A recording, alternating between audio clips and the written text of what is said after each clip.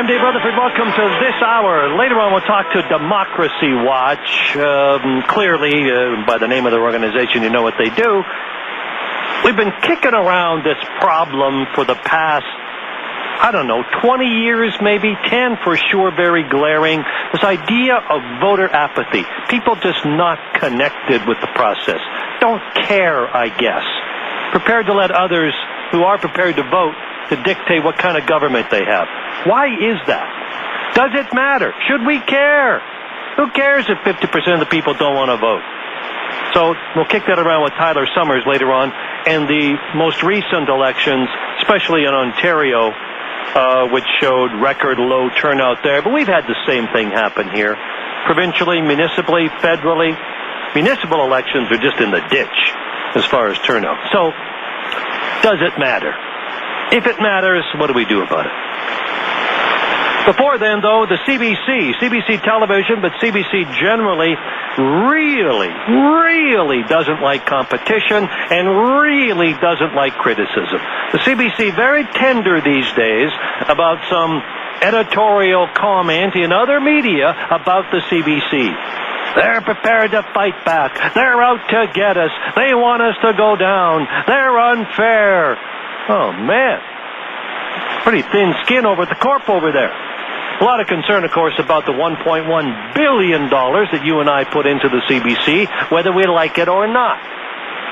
And we talk here about the CBC editorial bias time and time again. But even this last federal government, the last budget, put more money into the CBC.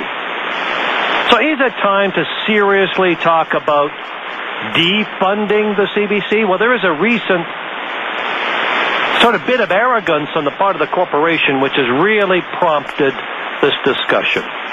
And driving part of that bus is Peter Coleman, President, CEO of the National Citizens Coalition. Hello, Peter. Good afternoon, Dave. Hey, Peter, listen, what is going on? The Corp is resisting vehemently transparency. Tell us what it's doing and maybe why it's doing it. You know, you're so right. It's $1.1 billion a year taxpayers fund the CBC, and it's you have so many freedom of information requests, Dave, and they won't respond to them. They won't tell you where they're spending their money. You're so right. The federal government saying we're going to give you more money. I think it's time that taxpayers had CBC's books open to see what's going on. Like, what are they really hiding? They have resisted this access to information. They've resisted giving the details of their inner workings. What's been asked for, Peter, that they've said no to?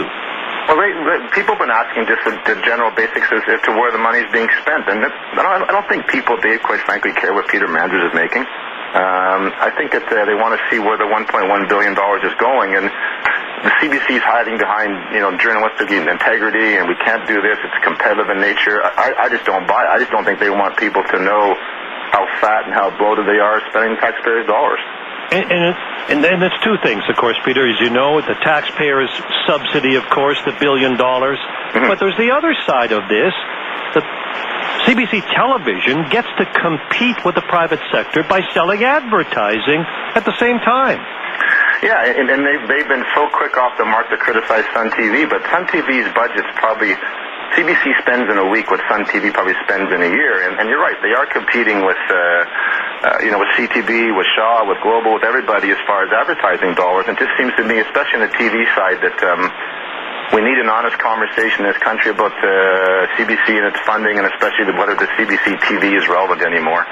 So some of the access to information requests then are just what? Just to see their revenues, see, as you say, see where the money's going? Yeah, I think people want to see. It's like it's a crown corporation that we as taxpayers are funding. People are saying it's about time if it's $1.1 billion. We're running big deficits still in Ottawa. We should be able to see all the crown corporation where the money's being spent and have a reasonable number. And I said, I don't think people care what the individual journalists are making. I think it's the bigger picture. And you know as well as I do, you walk into a CBC TV studio or a building, there's a lot more staff there than you'll see at CTV or anywhere else, that's for sure.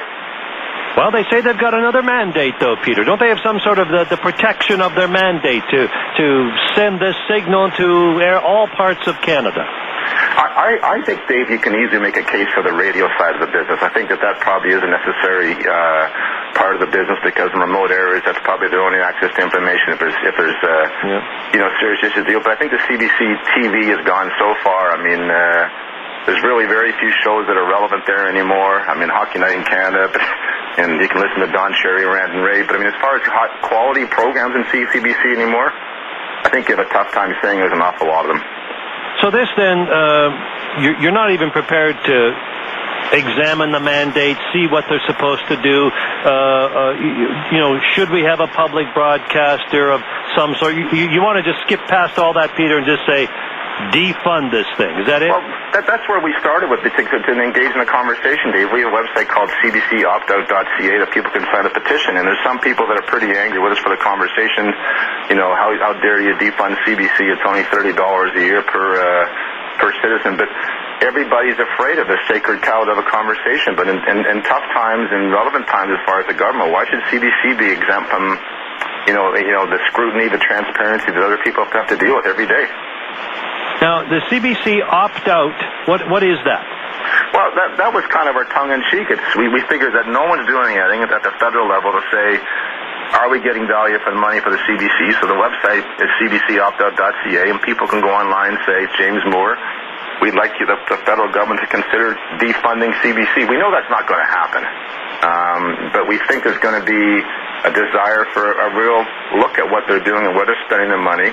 And it's time they started to open their books. I mean, the President Lacroix said it's not fair, and he's going before some hearings in November in Ottawa. But it's like you should be able to run your business. We should be able to see what's going on with it. Nobody wants to micromanage every $10 CBC spends. But when you're over $1 billion a year in taxpayers funded money, there should be some integrity. There should be some transparency and openness, and they have none of that. You're right about Lacroix, though. He's saying, the Sun chain is out to get us. They're out to put us under. The NCC has mounted this campaign. He's basically saying they're being mean to us. Yeah, but Dave, our budget, the NCC and Sun's budgets are a fraction of CBC. If they were doing such a great job, why would they be worried about Sun TV? I mean, shouldn't you want competitors in the arena? I mean, Sun TV had to build up from scratch. That wasn't taxpayers' money, and what's he so afraid of? I mean, you're getting $1 billion a year in funding, and you're worried about Sun TV? I mean, that's pathetic. And they get criticism from everywhere. Information commissioner says, listen, you guys have got to cough up the information. Peter, it seems beyond arrogant, frankly, to say, no, we're a Crown corporation. I know we're funded by the taxpayers, but we're not going to give you any information. Hey, what possible defense would they have? I don't think they have one. It's kind of like they're this elitist ivory tower mentality where, as you said, we're above the law, we're above the fray, and we're not going to give information. I think they make the situation worse. I think if they open their books up and we're transparent as far as that, people may say, well, we can see there's value for money in certain areas, but when you open nothing up, I think people have a right to say, whoa, what's going on here? I mean, what is really going on? And by them stonewalling and not saying anything makes the situation even worse. Peter, stand by. I'm going to come back to him. I guess Peter Coleman, President, CEO, National Citizens Coalition, part of the demand for transparency, accountability on the part of the CBC. And as he said, maybe we'd be even more angry if we start to see some of the inner workings and where the money goes. But on the face of it, should we be putting $1 billion into this outfit that clearly has? And you know what? I know there's been studies that, the CBC's examined itself and said, no, we're biased and impartial, and we balance this with that, especially in their news coverage, of course, and their editorial bias. They say we're not. I mean, anybody who watches them would say they are. And I guess it depends on your perspective, but nonetheless, there is a certain bias to their coverage. They're anti-conservative. At the same time, that same government is giving them the $1 billion of our money. It doesn't make sense. Back after this. Albertans understand where energy comes from and the role it plays in our lives. The oil and gas industry continues to contribute to our quality of life here, across Canada, and in many places around the world. You too have an important role to lead discussions with your friends and families and colleagues about energy. This is our province, and these are our stories. The road to greater energy literacy starts with you. For information on this and upcoming Alberta is Energy events, visit albertaisenergy.ca. Hey, is that your friend, Jen? Where? Over there on the sidewalk. Gotta be. Where? Up there. Oh, no, it's Joe! Where? Wait, I didn't know he knew Jen. Oh, my. Definitely knows Jen. Hands on the wheel, eyes on the road. Get rewarded for your many years of good driving with savings on car insurance with GP Car and Home. Call 1-855-715-2525 or visit gp.ca to get a quote today. Conditions apply. Don't miss your chance for huge savings on a great night's sleep. Because Sleep Country's legendary Serta Sky High sale is almost over. Get huge savings on amazing Serta mattresses. And get introductory pricing on Serta's brand new iComfort beds. They're the ones that take memory foam to the next level and give you cool comfort you have to feel to believe. But time is running out. Sleep Country's huge Serta Sky High sale ends soon. Everything looks better in the morning, even Bruce Canyon. Tune in for news every 15 minutes and helicopter traffic 6 times an hour. The morning news with the good-looking Bruce Canyon. 5 to 9 weekday mornings on QR77. I'm Greg Martineau. As homeowners, we all care about curb appeal. It starts with the door and becomes an entry statement. Add a side light or two, a transom, or even a double door. See what they'll do for your home before you buy. Upload a photo of the front of your home at 310greg.com. Try it before you buy it. We will show you how to increase the perceived value of your home. Presenting Gino Windows by Greg Martineau Projects. Call 310greg or visit 310greg.com to learn more. Winter's coming. No, it's not. Get your vehicle ready for winter driving with the Ford National Tire Event. We take care of everything from top to bottom, including changing and storing your summer tires and offering great deals on steel and aluminum wheels. And get up to $100 in manufacturer's tire rebate. How'd you do that? And Ford will not be undersold on tires. Oh, birds. Frozen birds. The Ford National Tire Event ends December 14th. So visit your Ford store or Ford.ca today. Some restrictions apply. The Men's Style Guide, brought to you by Thomas Jeffrey Menswear. The Blazer is back. The perfect jacket to pair with flat front khakis, dress pants, or the hottest premium denims. Dress it up with a shirt and tie, or wear casual with a blazer and soft plaid shirt. As versatile as you, the Blazer is back at Thomas Jeffrey Menswear, South Center, and the newly reopened Scotia Center store. Keep listening for the Men's Style Guide from Thomas Jeffrey Menswear. I'm Tony King in the QR77 News Center. Air Canada flight attendants will likely be ordered back to work if they strike Thursday. The flight attendants rejected a second tentative deal supported by their union. That story and more coming up in QR77 News at 11:30. He's always right, in more ways than one. You're listening to Rutherford on QR77. Make your voice heard. Call 974-TALK, 974-8255. Peter Coleman with me, President, CEO, National Citizens Coalition. They've got a website up called cbcoptout.ca, and it's basically it's a petition. I demand the Minister Moore, James Moore, Minister of Heritage, and PM Harper rein in the CBC. I want to opt out of funding the CBC. The state broadcaster has no purpose for continuing in its current state, and the government should privatize it. That's the petition. In privatizing, Peter, is it pretty much you would suggest just sell the thing to whoever wants to buy it? Is that it? I mean, as a chunk, it's pretty expensive. Yeah, I think you're right, but I think what we're trying to do, Dave, really in this process is to start the conversation in an adult forum, which we've been afraid to have with CBC. And you know, I said earlier, I think you can make the case for CBC Radio that it needs to be there because of the great size of our fantastic country, but it's the CBC TV part. I mean, I think you more and more have a tough time justifying that as a standalone entity that's costing us hundreds of millions of dollars a year. So we want to start the conversation, and obviously some people are pretty upset with us, but there's thousands of people that signed it already.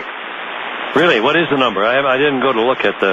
Yeah, we've got probably 4,000 or 5,000 people that signed it in a week. I mean, and there'll be more as it goes along. I mean, it's just sort of starting the process along and getting people aware that what we're trying to do. And we at very least want the federal government to stop giving them more money. I mean, Because that's the anomaly here, Peter. That's what you would expect. Well, I can say expect. You would expect the federal government, the conservative government, to examine all its spending, which is what it's doing. But in the last budget, it gave it $60 million more money. Yeah, and James Moore's been a real cheater for CBC, and I get it for part of it, but I just don't believe when you're running deficits that any of your big dollar expenditures are exempt from scrutiny, and CBC should be no different than anywhere else. But I don't think right now the federal government's even looking at trying to make them cut back too much. I mean, I know they're talking about some proposals. Maybe they should cut back 5% or 10%, but I'll believe that when I see that the CBC actually has a budget cut of 10%. Well, the opposition, as I said, they figured that the fix is in, that this is the beginning of the end of the CBC. But, we've not seen that from this government.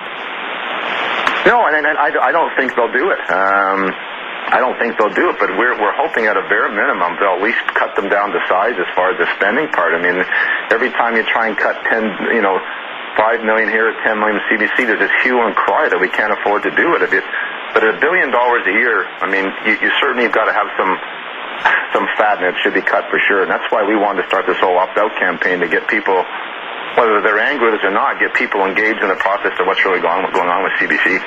Well, the CBC president says, as I said earlier, that you, in league, I suspect he would be worried with Sun Media going after the CBC for the Sun's own personal gain. And, he talks about the flood of requests for information, overloading the CBC. I mean, the law is the law, isn't it, Peter? I mean, you get a request for information, you satisfy it.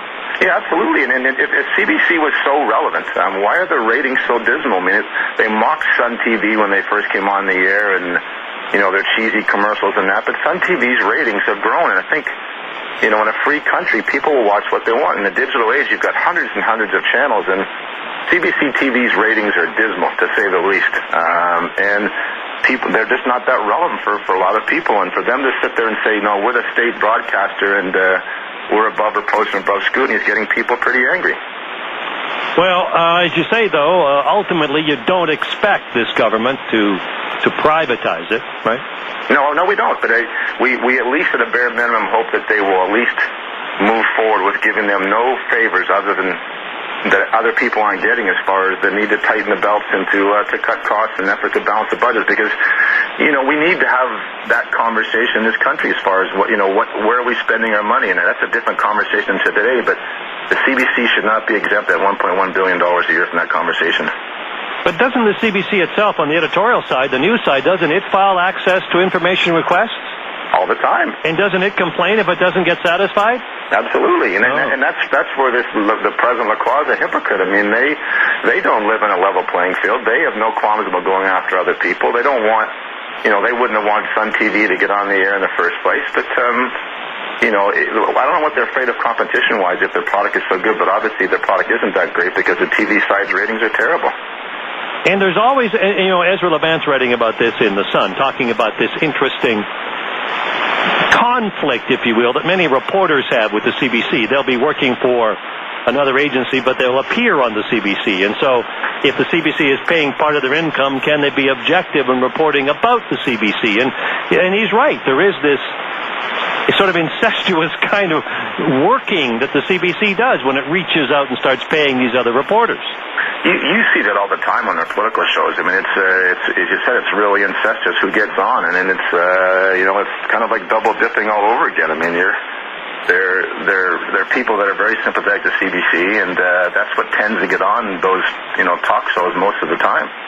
Now, as far as the CBC can and has done in some of its investigative work, done a good job on digging up some stories that others did not, maybe could not. I suppose when your budget's virtually unlimited, Peter, you can take a lot of time to look into some stories. But in its political broadcasting and its own internal viewpoint, it's clearly, I'm not even going to say objective, it's anti-conservative. Yeah, it's not even close on the TV side, and it's they won't use words like terrorist or different things like that when things are clearly going on. They have a code of verbiage that they have to use to be politically correct, and there's no doubt on the TV side that they're very, very anti-conservative, and that they have the right to do that to a point, but not when it's taxpayers' money. They should be doing a balanced job of reporting, and they clearly have not and don't want to do that. And Peter, I think that's the caveat. You're exactly right. A lot of people, I'm biased. I admit it. I come from a certain viewpoint. I admit it. Right. But I'm not being paid by the taxpayer. And if my audience doesn't want to listen, that's the risk I take. And it's the same with any other independent organization. But when you're on the taxpayer's money, man, you've got to be squeaky clean, if you can even do it.